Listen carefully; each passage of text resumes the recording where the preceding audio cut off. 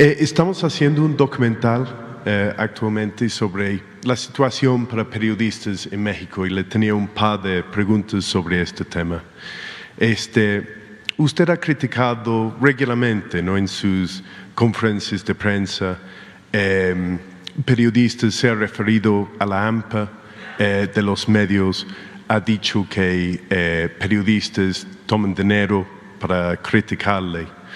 Nosotros hemos ido hablando con varios periodistas locales, ¿no?, en los estados.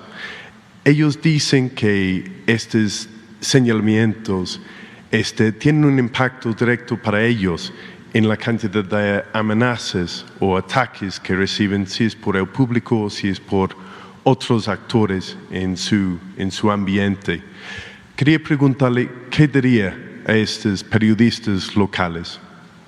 Que respeto su punto de vista, pero no lo comparto. Los que lamentablemente pierden la vida,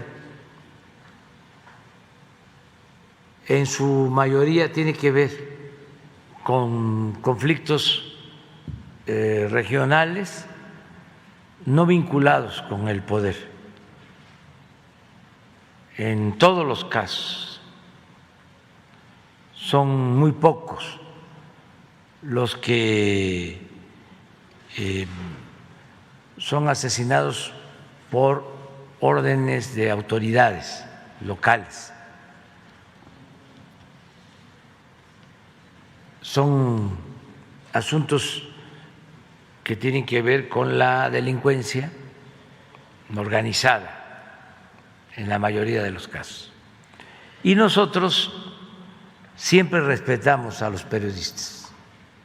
Aquí siempre hablamos de los auténticos periodistas y de los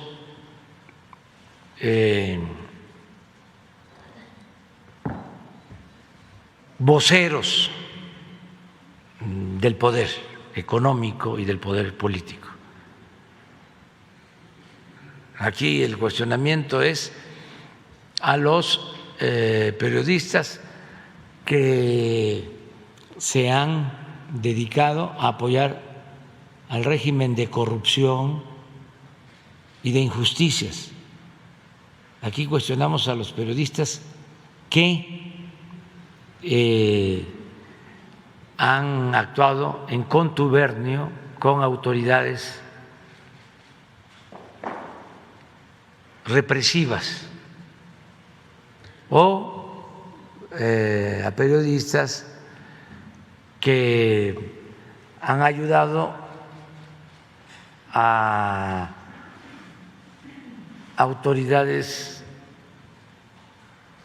a justificar torturas. Por ejemplo, un periodista, que sería bueno que lo entrevistara, Carlos Rodé de Mola, es famoso porque además le pagan muy bien. Tiene un departamento en el edificio más lujoso de México. Tiene una residencia de 40,000 metros cuadrados en Valle de Bravo, exclusiva, y tiene departamentos en el extranjero. Ese periodista hizo un montaje de la detención de unos presuntos delincuentes en contubernio con el jefe de la policía de ese entonces, que era García Luna, que está detenido en Estados Unidos por vínculos con el narcotráfico. Se difunde en el extranjero, no es lo que opinaron los de El Parlamento Europeo,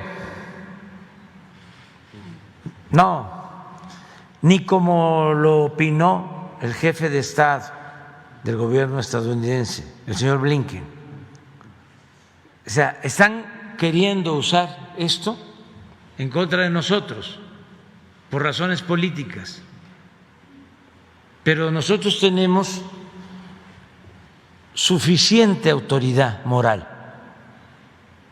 y autoridad política, porque nosotros no establecemos relaciones de complicidad con nadie. ¿Sabes qué pasaba antes en México? De que el principal violador de los derechos humanos era el Estado. Y eso ya no sucede. Es cero corrupción y cero impunidad. Por eso hemos podido enfrentar a la mafia del poder, a la oligarquía de México, que tiene mucho control de la mayoría de los medios de comunicación, no solo en México, en el mundo.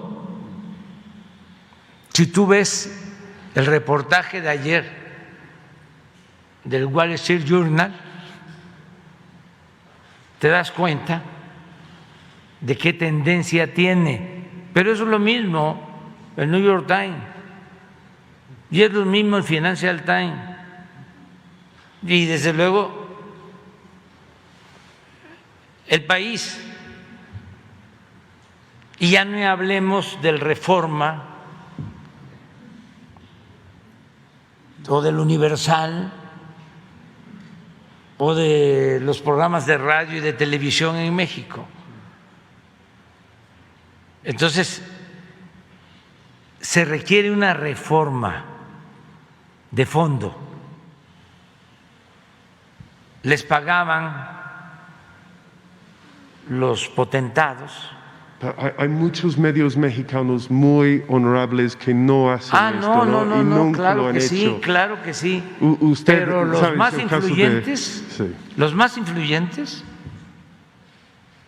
influyentes, todos sometidos al régimen autoritario y corrupto. Tú no vas a encontrar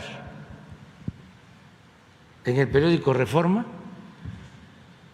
un articulista verdaderamente independiente. Además, te convoco a eso. Haz una revisión, haz un estudio de un mes a la fecha, que es el periódico de los conservadores, de los fifís. Pero podría nombrar a muchos periódicos, medios nacionales e internacionales. ¿Han puesto usted bajo la lupa en la misma manera que pusieron bajo la lupa Enrique Peña Nieto y Calderón antes? ¿Cómo? No te entendí. Perdón. Que hay muchos periódicos, medios nacionales e internacionales que ha puesto como escrutinio, ha puesto bajo la lupa el gobierno de usted, pero también hicieron el mismo con el gobierno anterior. No. Muchos periódicos nacionales e internacionales que siempre fueron críticos. No. Sí. Poquitos, y eso era para pagar una cuota de supuesta pluralidad. No. Calderón y Peña Nieto tenían control casi absoluto de los medios de información, y no solo de los periodistas,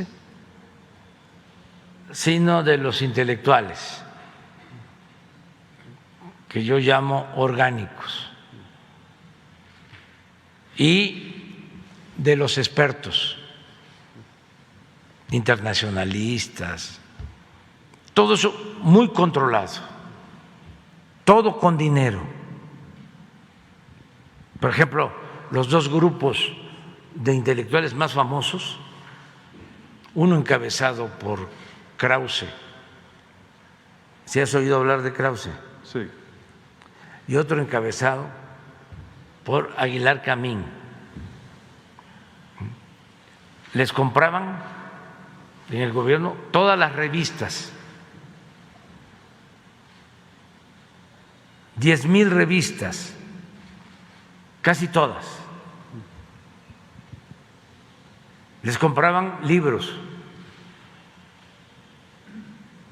les compraban documentales. Claro, nunca una crítica.